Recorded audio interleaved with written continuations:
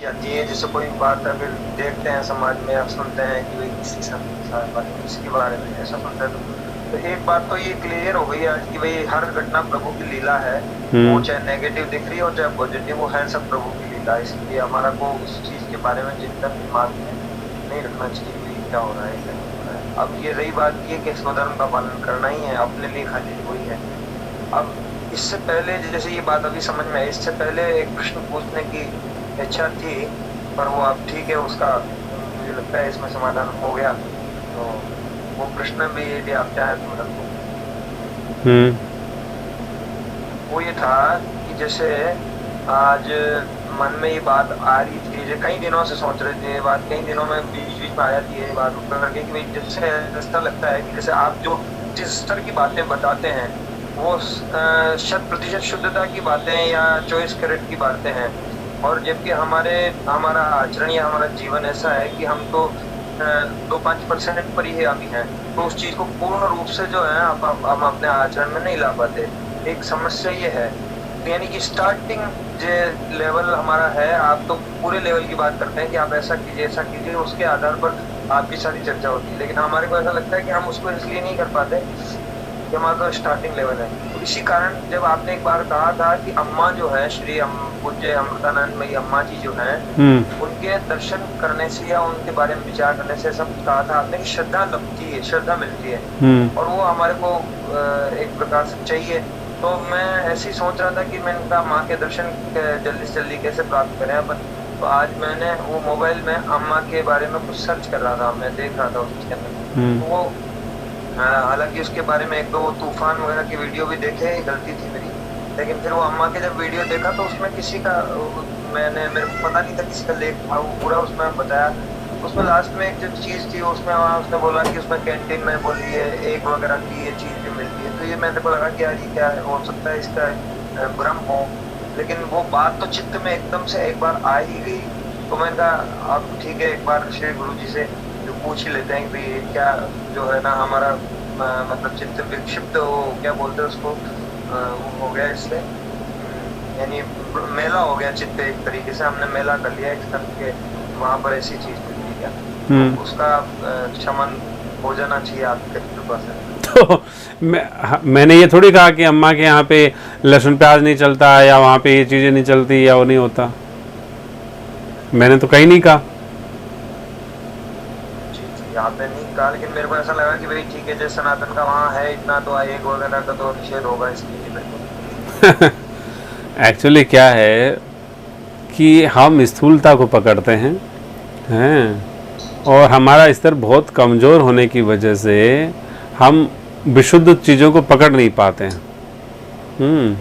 अब एक बात बताओ, जब आपने ये सिद्धांत सुना है, कई बार हम बात चर्चा करते हैं कि घर में कुत्ते को नहीं रखना चाहिए, कुत्ते के स्पर्श मात्र से 6 महीने के वजन की जो स्थिति है वो क्षीण हो जाती है ना, वो कमज़ोर पड़ जाती है। तो अब जन सामान्य के नियम से क्या है, कुत्ता नहीं रखना चाहिए ना। और अम्मा ने तो पूरी लार ही पी ली थी, और अम्मा ने तो पागल कुत्ते की लार पी गई पूरी थाली भरी। तो कहने का मतलब है ईश्वर के लिए वो नियम लागू नहीं होते जो एक सामान्य जीव के लागू होते हैं। वो तो नित्य सिद्ध होता है ईश्वर, या जो कहना मतलब है वो शक्तियाँ तो नित्य सिद्ध है। एक होता है साधन सिद्ध, एक होता है नित्य सिद्ध। तो नित्य सिद्ध की तुलना हम नहीं कर सकते, और हम तो साधन सिद्ध भी नहीं है, हम तो साधक भी नहीं है। तो इसलिए बहुत सारी चीज़ें हैं जीवन में। अब आप बताइए, एक माँ को बच्चा, भाई वो सबको बच्चा मानती है, माँ को बच्चा कुछ भी खिला दे तो माँ तो खा ही लेती है। वो झूठा खिला दे, कैसा भी खिला दे, कुछ भी। जो सामान्य अपने जो गर्भगृहस्थी में माताओं को देखते हैं, माताएं कितने मुंह में से निकाला हुआ खा लेती हैं, उनको वो कहने मतलब है कि नहीं होता है। तो वो क्यों खा लेती है? क्योंकि वो वात्सल्य के उस भाव में रहती है, उस वात्सल्य का इतना प्रबल प्रवाह उनके जीवन में रहता है कि उनको संतान की कुछ भी अशुद्धि और शुद्धि का वो भान ही नहीं रहता है। लेकिन बाप पिता जो है, कितने बिरले पिता होंगे जो खाते होंगे, हैं? तो कहने का मतलब है वो तो जगत जननी है, उसका भाव तो कितना विशाल होगा। यदि उनके खाने पे तो कोई प्रश्न ही नहीं उठता। वहाँ तो मैं बात ये थी कि वो उनकी कैंटीन में बोले वो वहाँ पर ऑमलेट वगैरह मिलता है, ये नहीं, तो मैं क्या कह रहा हूँ, कहना मतलब है कि वहाँ तो जीव मात्र जाता है ना। जो मछुआरे वो तो मच्छी खाते हैं, उनका भोजन ही मच्छी है भाई। केरला में वो भी समुद्र तट पे बिल्कुल मेन तट पर वो तो सारे मच्छी खाने वाले हैं, तो वहाँ तो जीव को ही खाया जाता है, वो मूल आहार ही उनका वही है। हैं कोई मान लो नॉनवेज खाने वाला आ रहा है तो उनको तो नॉनवेज ही चाहिए होता है, मान लो ऐसा। तो माँ तो क्या है कि जो जिसको जो वो सब काम ठीक है, लेकिन धीरे धीरे वही माँ विशुद्ध जो बन जाते हैं। उनके यहाँ बड़ी परंपरा है, पहले श्वेत वस्त्र देते हैं, फिर उनको थोड़ा भगवा वस्त्र होता है, फिर वो लाल वस्त्र हो जाते हैं, अलग अलग क्रम है उनकी साधनाओं के। लेकिन कहना मतलब है जन सामान्य देखेगा, जैसे मान लीजिए भगवान श्री कृष्ण की लीला है, तो आज जैसे ये जो श्री द्वारकाधीश भी बता रहे थे, तो उन्हीं के कोई पक्षधर वीडियो, तो हालांकि उन्होंने भी बहुत ऑब्जेक्शनेबल वर्ड बोले थे, जैसे मैंने इनको बताया था कि जिस इंसान ने ये बातें बताई है वो क्या कह रहा है कि राधा नाम का कोई तत्व ही नहीं है। यानी कि उन्होंने इस नाम को ही चैलेंज कर दिया। फिर कहा, इस नाम को बड़ी अभद्रता से उसने पेश किया कि भाई ये जो नाम है ये तो पाखंडियों का नाम है और ये तो बस रास रसैयाओं का नाम है, यानी कि बड़ी इस हिसाब से। फिर कहा कि जितने भी ये वैष्णव धर्म मानते हैं अपने वैष्णव संप्रदाय, इसकी इतिहास 400 साल पुराना नहीं है, यानी कि तो 400 साल से ज़्यादा नहीं है, वो 400 साल का इतिहास है मात्र। तो उन्होंने ये भी गलत बताया। उन्होंने ये कहा कि राधा नाम ही नहीं है, उन्होंने ये भी गलत बताया। उन्होंने कहा राधा और कृष्ण का कोई संबंध ही नहीं है, ये भी गलत बताया। उन्होंने कहा राधा और कृष्ण की उपासना विकृति की उपासना है, ये महागलत बताया। उन्होंने ये कहा कि राधा और रुक्मिणी का नाम क्यों नहीं लिया जाता, चलो ये अलग बात बताई। लेकिन कहने मतलब इतने सारे उन्होंने गलत बातें बताई, लेकिन हमारे तो मन में कोई फर्क नहीं पड़ा उनके बताने से। भाई मान लीजिए जो बच्चा होता है वो बच्चा अपने पिता को पिता समझता है और उसका संबंध पता है उसको, तो कितना ही कोई कुछ भी कह दे, ये तुम्हारे पिता नहीं, तुम्हारे पिता नहीं, तुम्हारे पिता नहीं, सही बात है। और अज्ञान, जो बच्चा अबोध होता है, अज्ञानी होता है, और वो मान लीजिए कुछ भी कहता जाए, मैं मान लीजिए ये चला लूंगा, मैं एक बचपन की घटना बताता हूँ मेरी अज्ञानता की। हैं हुआ क्या कि एक बार हम कुएं पे चले गए हमारे जो शरीर के नाना जी के साथ में। तो बहुत छोटा बच्चा था मैं, मेरे ख्याल से 5-6 साल का होगा, इतना ही होगा, ज़्यादा नहीं था। तो अब वहाँ चला गया, वो ले गए मेरे को गाड़ी में। अब वहाँ पे क्या है कि फसल कटी थी और फसल को फिर कटने के बाद में घर ले जाना था। तो गाड़ी वाला लेट कर रहा था, आ नहीं होता है ना गाड़ी आने वाली लेट, हम लेट हो रहे थे। तो वो बार बार परेशान हो रहे थे इस बात को लेके कि साहब वो गाड़ी नहीं आई नहीं, जल्दी करो। तो मैंने क्या कहा उनको, अब आप देखो मेरी अज्ञानता, एक बच्चे की अज्ञानता कितनी बड़ी होती है।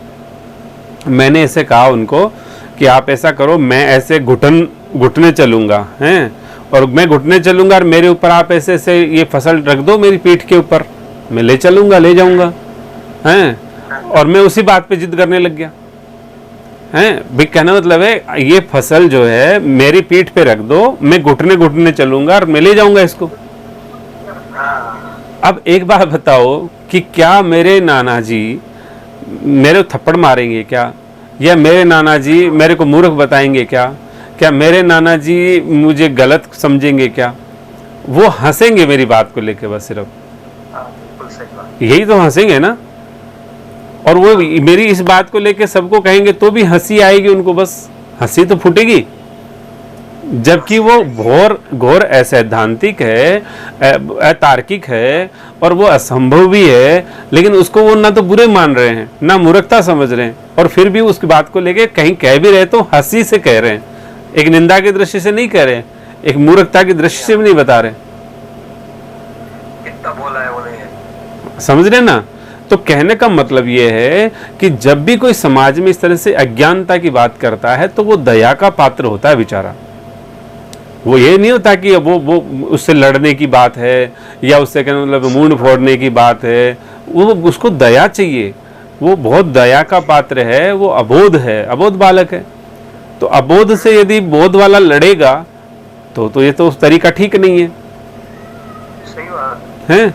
तो कहना मतलब है कि हमें यही विज्ञान पता होना है। अब उन्होंने ये भी कह दिया कि श्रीमद् भागवत महापुराण तो अश्लीलता का ग्रंथ है?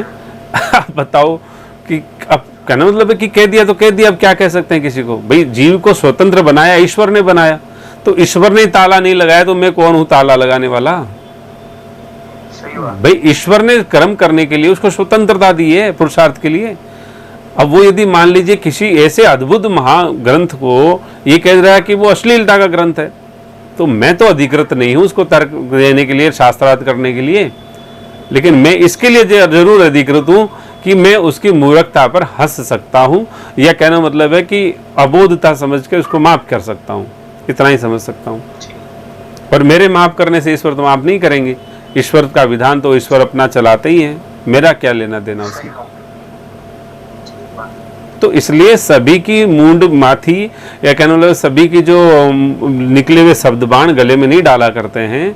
और ठीक है, उसकी भावना को समझना चाहिए। मान लीजिए मैं बचपन में ये बात कह रहा था तो वो मेरी भावना को समझ रहे थे कि भाई ये मेरी पीड़ा को कम करना चाहता है, बस मुझे सहयोग करना चाहता है, और कुछ नहीं, इतनी सी बात थी। अब शब्द गलत है, तरीका गलत है, जिद गलत है, ये ठीक है, वो बाद में बड़ा होने के बाद में अपने आप ही पता चल गया। तो ये हमारे पास वो यथार्थ चक्षु होने चाहिए। वो चक्षु होंगे तो कहीं अवगुण नजर नहीं आएगा, कहीं कमी नजर नहीं आएगी, कहीं समस्याएं नजर नहीं आएंगी, कहीं अशांति नजर नहीं आएगी, कहीं अंधकार नजर नहीं आएगा। और यदि नहीं चक्षु मिले तो फिर बुगला भगत तो कितने ही बनते रहो, वो वक्त पे सब पता लग जाएगा। और एक हंस वृत्ति है तो उसको कितना ही मिलावट कर दो वो विशुद्धता को प्राप्त कर लेता है। और सनातन एकदम हंस वृत्ति है, विशुद्ध हंस वृत्ति। अरे सारे ही प्रेम करने वाले होंगे तो लड़ने वाला कौन होगा? लड़ना भी तो चाहिए जीवन में, तो लड़ाई का भी अपना मजा होता है। तो ये सब चीजें हैं। अपने यहाँ तो परंपरागत रूप से मल्लयुद्ध चलते थे, अखाड़े चलते थे, सब चीजें चलती थी। तो उसमें क्या होते थे? तो कोई प्रेम थोड़ी होता था, उसमें लड़ाइयाँ ही होती थी। वो प्रेम से लड़ाइयाँ करते थे आपस में, और लड़ने के बाद में जब लड़ाई पूरी तो गले मिल लेते थे। तो ये एक मल्लयुद्ध ही है, अधर्म और धर्म का है। और ठाकुर जी ने साक्षात बताया है, कहा है शास्त्रों में, हम सुनते आए हैं कि सृष्टि की रचना का मूल विज्ञान क्या था, कि उनको एक क्रीड़ा मंच चाहिए था। इसलिए क्रीड़ा मंच को बनाने के लिए उन्होंने ऐसा विस्तार किया अपना। तो ये क्रीड़ा मंच ही तो है। राधे राधे श्री द्वारकाधीश जी।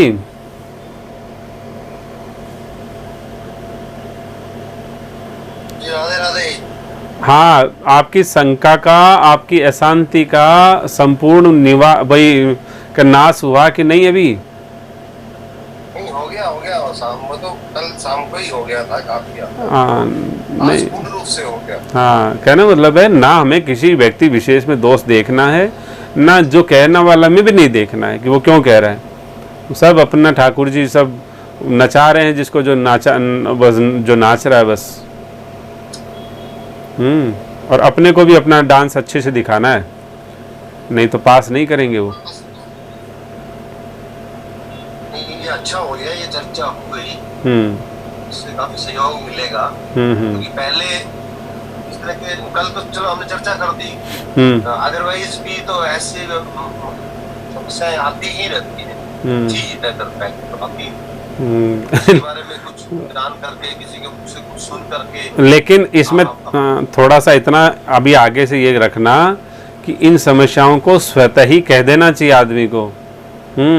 घुमाना नहीं चाहिए जलेबी की तरह, समय बर्बाद होता है। जबकि हम निष्कपटता से कोई बात कह देते ना कि हाँ ये बात हुई है और इसलिए ये समस्या हो गई है, तो फिर क्या है कि वो अगले वाले को आसान हो जाता है कहना सुनना। तो ये जरूर ध्यान रखना चाहिए।